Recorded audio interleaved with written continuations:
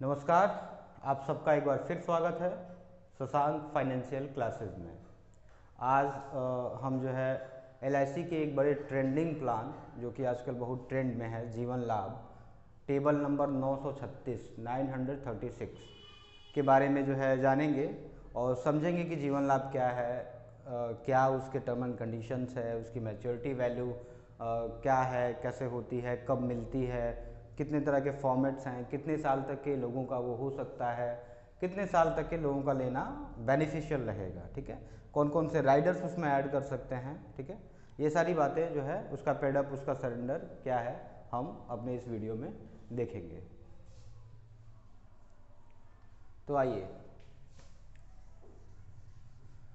सबसे पहले हम समझते हैं जीवन लाभ। इसका टेबल नंबर है 936 936 इसका टेबल नंबर है। ठीक है, टेबल नंबर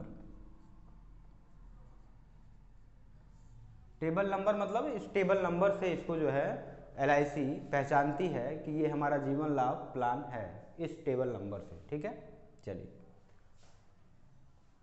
ये जो है एक पार्टिसिपेटिंग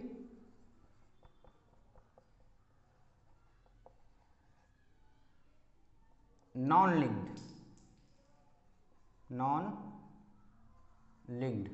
प्लान है। ठीक है, ये पार्टिसिपेटिंग नॉन लिंक्ड प्लान है।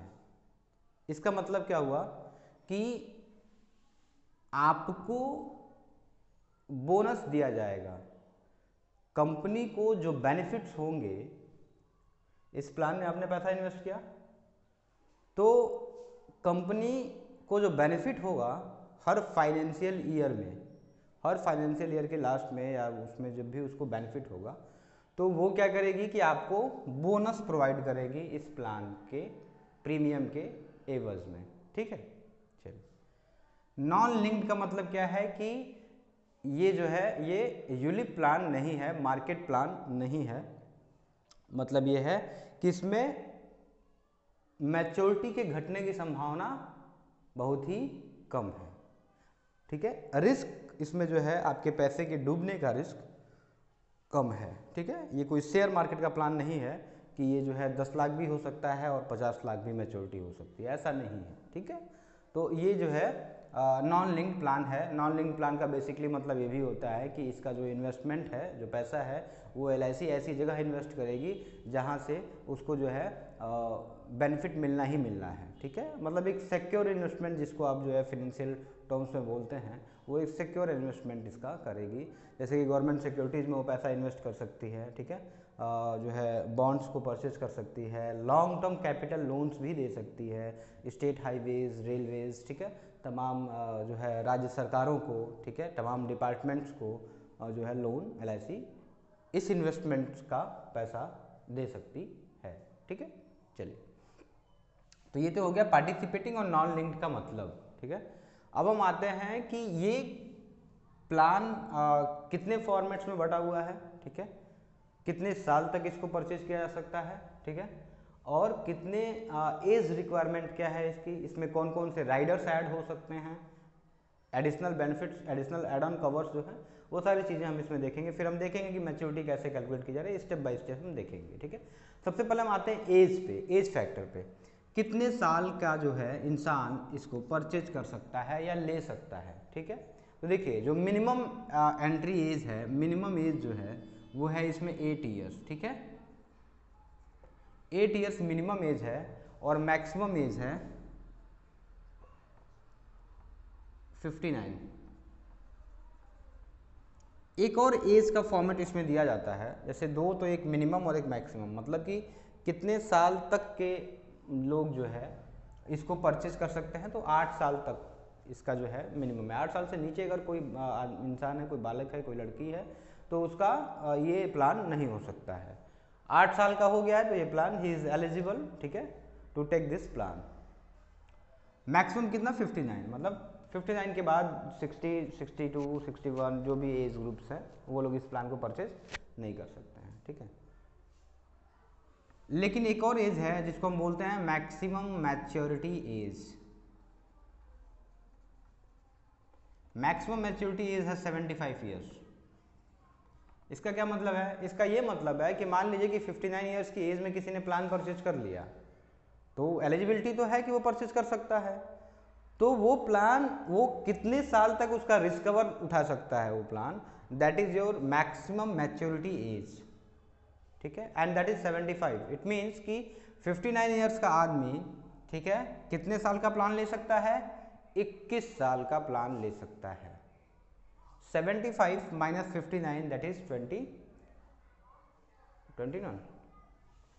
सॉरी 16, ठीक है, कितना? 16 ईयर्स तक वो प्लान ले सकता है।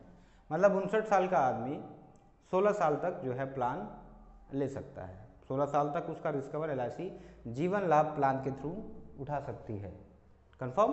ठीक, चलिए अब हम आते हैं कि ये मैक्सिमम मैच्योरिटी एज आप लोगों को पता चल गया होगा, ठीक है, कि क्या होता है। ये बड़े काम की चीज़ है, अभी आगे आप लोग देखेंगे। अब जो ये प्लान है ये 3 फॉर्मेट्स में डिवाइडेड है। एलआईसी ने इस प्लान को 3 फॉर्मेट में डिवाइड किया है, ठीक है। पहला फॉर्मेट उस एलआईसी ने दिया है, first format is 16-10। Second format उसने दिया है 15-21-15, ठीक है, 21-15। और थर्ड फॉर्मेट है 25-16। ये 3 फॉर्मेट्स दिए हैं। अब आप सोच रहे होंगे कि इन फॉर्मेट्स का क्या मतलब है, तो मैं आपको बताता हूँ इन फॉर्मेट्स का क्या मतलब है। 16-10 इसका मतलब यह है कि एलआईसी को प्रीमियम आपको पे करना है 10 साल, आपका रिस्क कवर रहेगा 16 साल, और 16वें साल में ही आपको मैच्योरिटी भी मिल जाएगी। 10 साल से लेकर के 16 साल तक आपको प्रीमियम पे नहीं करना है, ठीक है,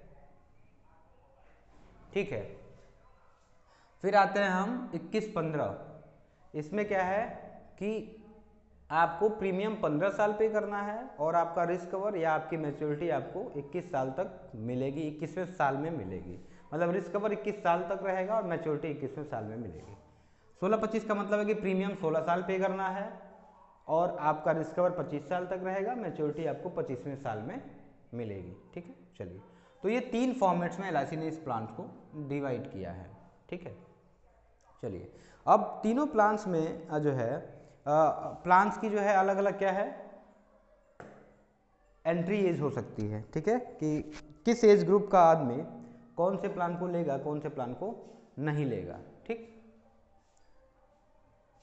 जैसे 16-10 वाला प्लान है, तो हमको ध्यान ये रखना है कि जो भी इंसान इसको परचेज करे उसकी जो मैच्योरिटी टाइम है, जो उसका मैच्योरिटी का समय एज है, मैच्योरिटी के समय जो उसकी एज होगी उस इंसान की, वो 75 को क्रॉस ना करे, ठीक है।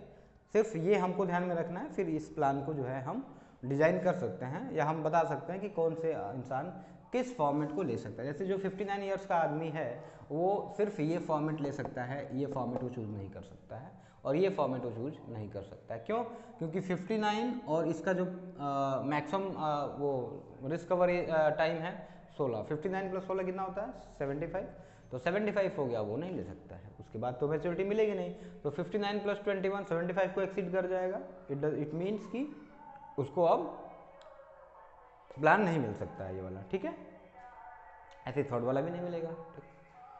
इसी तरह से मतलब 75 को वो क्रॉस, उसकी मैच्योरिटी एज 75 से ईयर से ज़्यादा नहीं होनी चाहिए, ठीक है।